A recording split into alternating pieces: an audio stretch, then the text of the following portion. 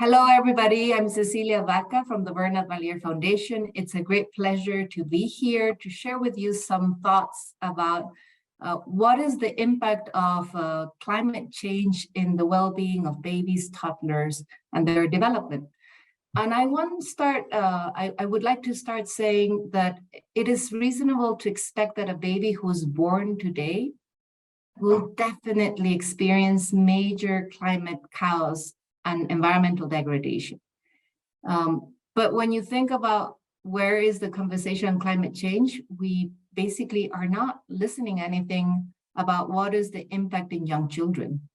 And I think this is the one opportunity that I have today to share with you some thoughts and learnings that we have in the BvLF Foundation of trying to relate the topic of early child development to the topic of climate change. So I would like to share with all of you a short presentation, which summarizes some interesting learnings and findings. And hopefully you'll find this also inspiring to take action and really start relating the topic of early childhood development with climate change. The first thing I want to say, just by looking at this picture is, of course, when we think about babies and toddlers in cities, we want to make sure that all babies and toddlers have access to nature. And I think this is the main reason that many parents and caregivers around the world are currently doing a lot of advocacy work on trying to understand what is the kind of world that we want for our children to grow up in. I chose this other picture, which actually reflects on this kind of advocacy work that many caregivers, and this is the specific case of the UK, but I think it's really interesting to see how caregivers and parents are really trying to understand the problem. And this is also part of the solution, because I think we now have a lot of facts that are actually showing that the impact of climate change on the well-being of our children is very important. And just to mention a couple of facts, 88% of the global burden of disease is attributable to the climate change. And this is something that WHO basically stated. And I think for me, this is quite a relevant evidence of how climate change is really impacting the well-being of children. We recently published our Early Childhood Matters edition on 2021. And we actually reflected on a lot of the things that are happening to children, but basically just mentioning a couple, the impact of the quality of air in the well-being of children. And this actually starts during the pregnancy stage. So there's a lot of evidence nowadays showing that, for example, babies are born with lower birth weight just because of the impact of the quality of air that pregnant women are breathing. Likewise, there's a lot of evidence showing how the heat in many countries and cities is also affecting pregnancies. And most of the time, this is affecting the weight of and the healthy weight of a baby when they're born. So I think we have a lot of evidence nowadays that is showing us that there are some important concerns on the health of babies and pregnant women. And we need to make sure that we're talking about this, but that we're also thinking about different solutions that can deal with this kind of problems. And why is it important to do this? I think most of you probably already know early experiences in life, but also the environments and the access to healthy environments have lifelong effects. And I always, when I talk about early childhood development and my passion to work in early childhood development, I always refer to the high return that we get from an economic perspective. But for me, the most important thing is the high return we get from a social perspective.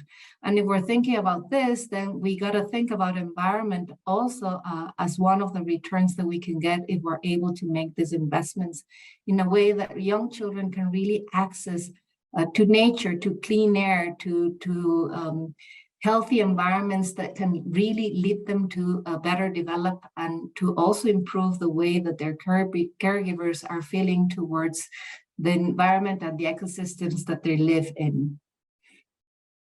And today I want to share with you our experience of working in cities, because of course, many of the consequences that we have due to climate change are affecting many of the cities and the livelihood in cities.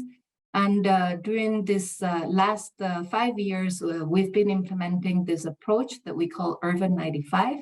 And Urban 95 is basically asking this question: if you could experience the city from 95 centimeters, what would you change? What would you do differently? What's interesting about this is that it really brings everybody to think from the perspective of 95 centimeters, which is the height of a healthy 3-year-old child. And when you start thinking from this perspective, I think you can get a lot of answers that are quite relevant on the way that we can associate the topics that are related to early childhood development with the topics that are related to climate change. I want to start sharing with you some of the big learnings that we have from implementing early childhood development in cities and this approach of Urban 95. The first relevant conclusion for me is when you think babies and children as an inclusive design principle, your whole perspective on how you plan and design a city can be different. And this picture, I love showing and sharing this picture because for me, it summarizes what can happen when you really kind of like embed this principle into the way that you plan and design your city. Because basically, if you see all the elements that happen in this picture is basically what you want to promote in a city. This possibility of creating healthy connections between people, of incorporating many elements from nature that are also healthy for the development of children, or including different modes of transport. You can see some bikes and some pathways there so people can reach the public space in a healthy and active way. So this is a way of thinking on how to incorporate this principle of taking into account what do babies and young children need in order to grow up in a healthy environment. And the main reason I want to bring you to this way of thinking is because nowadays we have more than 1 billion children living in cities. And the fact that cities and urbanization is growing so fast only means that the number is also growing.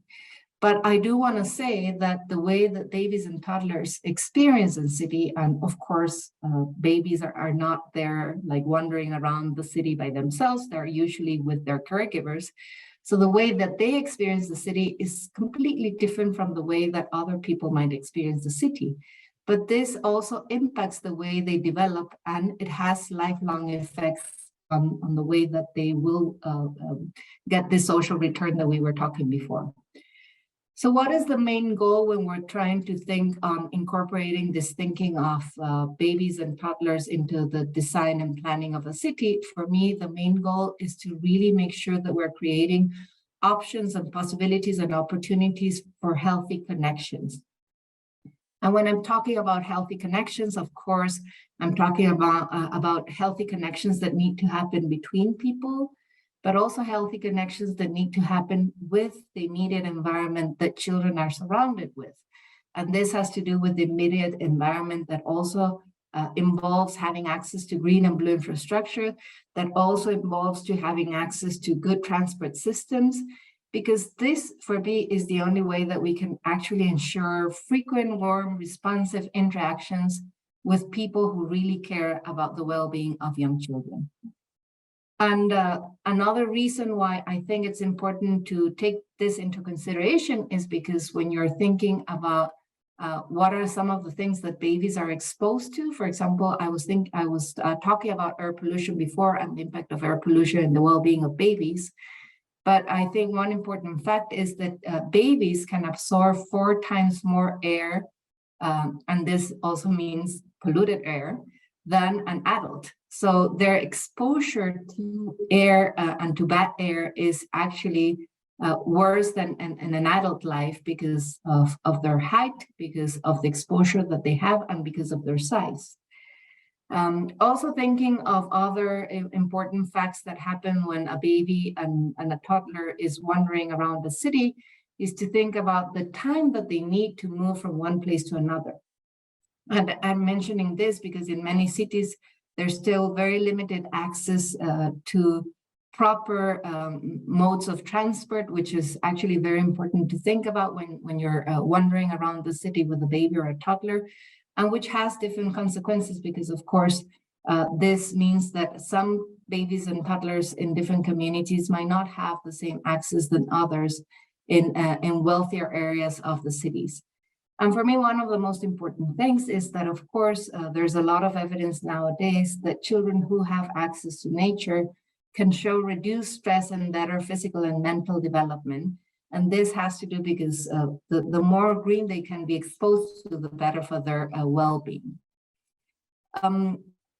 In this other slide, I just want to highlight the importance of why it's so critical to understand the role of caregivers, and also understand the role of caregivers when this has to do with their responsibility of basically growing a child in a city. And again, if you think about a baby or a toddler, caregivers are the ones that are responsible for providing direct care and basic needs to children. But they're also ones that are responsible for creating these opportunities for these responsive interactions that we were talking about before. So if we want caregivers to also be able to develop these healthy connections, I think there are different ways through policies and through the built environment that we can really kind of promote these healthy connections on the different environments. And in order to do this, I think sometimes it's just about being more resourceful and creative. And we have a lot of experiences in the cities that we've been working with Urban 95. We're combining different elements in the built infrastructure, and just like including elements such as water or greenery really allows to create this kind of healthy connection that we were talking about. But also, and this is another example of Pune, a city in India, where basically some of the interventions are really focusing on making the public spaces being spaces where you can also develop your own senses. So caregivers have this opportunity to share with their children this healthy space that can really kind of create these other connections with the immediate environment that they play, they explore, and they learn from.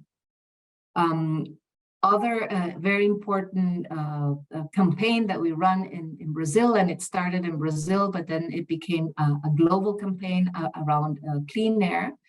This is a city in Brazil, and basically just to mention that sometimes emphasizing on the fact that nature can lead the way and can also cost less is a very important fact when you're advocating for investing on environmental issues that can benefit the well-being of young children. This campaign was just basically trying to create more awareness on the kind of air that we are all exposed to. And I think it's very important to think about this because we don't usually think about air as a human right, but I think air is the first public good that we usually have access since the day we're born. So if you think that the first thing that you do when you're born is you breathe, but you want to make sure that everybody can access good air. So this campaign was basically trying to focus on creating this awareness of what are we doing and what are the kind of policies and programs that are really trying to monitor the quality of air in all of our cities. And it became quite big in Brazil, but I would say also in other countries around the world. Is just this engagement of caregivers on really understanding that we need to start seeing the quality of air that our children are exposed to in order to make sure that we're really allowing them to have access to good air that is so fundamental for their development. Another solution, which I think has been quite successful in the work that we do in different cities around the world, has to do about promoting natural play spaces and landscapes that can really kind of promote this healthy connections that I was talking about before. This is the case of Parques Naturalizados, which was an experience that started in Brazil again. And what I like about this experience is that it has been replicated in different cities of Brazil. And what they're trying to do is they're really trying to use a lot of natural elements to create this connection that children need to have with nature in a very simple way, but also in a way that it allows them to take risk. It allows them to really connect to their environment. And I think if you think about what's happening in the first years of life and how children really need to explore and kind of discover by themselves, which is this relationship that they want to develop with nature, I think this is one of the best examples I can think of really designing and developing built infrastructure that can really kind of trigger this. Of course, when we're thinking about design and planning a city, we want to think about cities that think and put people first, because we want to make sure that when we're designing a city, it's a city for people, and that's also designed by people. So people need to take responsibility. I really believe that it's not only about having the right programs and policies, it's also about engaging citizens in taking responsibility of also making sure that these green spaces and these public spaces that we can access can become our own spaces, and we can take care of these spaces. The other very successful experiences, I love this experience in the city of Lima, a mega city in Latin America and Peru. It has over 16 million inhabitants, and what for me has been really impressive is this decision from the municipality of Lima to really start doing all of these tactical interventions where, again, they're putting people first. So here there's a clear example of how this parking lot became like a thriving public space in a very vulnerable neighborhood in Lima. And what has been interesting with Lima is that the political will of the mayor really kind of enabled this whole refurbishing of a lot of public spaces in different neighborhoods. So they've been able to do work in 11 different sites, and we're talking usually at a neighborhood level, so it's quite big. And this has absolutely transformed over 19,000 square meters of public space. But this has also brought a lot of green infrastructure back to the city. In a city like Lima, that it's quite a dry city, bringing trees and bringing shade and bringing some more nature into the city has been not only a good solution from the environmental perspective, but has been a very positive solution from the social perspective, because it has really engaged a lot of volunteer service, and citizens are really engaged in sustaining these interventions because they see which are the benefits that they get from doing that. This other slide is quite important for me. For those of you who know me a little bit, I'm a big fan of biking and promoting active mobility. And but I think the most important thing when you think about active mobility is that this needs to happen also from a behavioral change perspective. So changing the way and the modes of moving is not something that just happens because we build infrastructure. It happens because we can promote a change of behaviors. And this needs to happen as early as possible. So I like sharing some examples of how this is actually happening in some cities around the world. This is the picture of the city of Tirana, who's really has started working with young children in starting even earlier than kindergarten, 3-4 years old, and just really try to motivate them to start using bicycles, to start walking to the different places that they need to visit. And I think this is the best way to start creating this change of behaviors. So many times we can change behaviors through the way that we change behaviors in children. I think this is a very strategic way of influencing social changes in any society.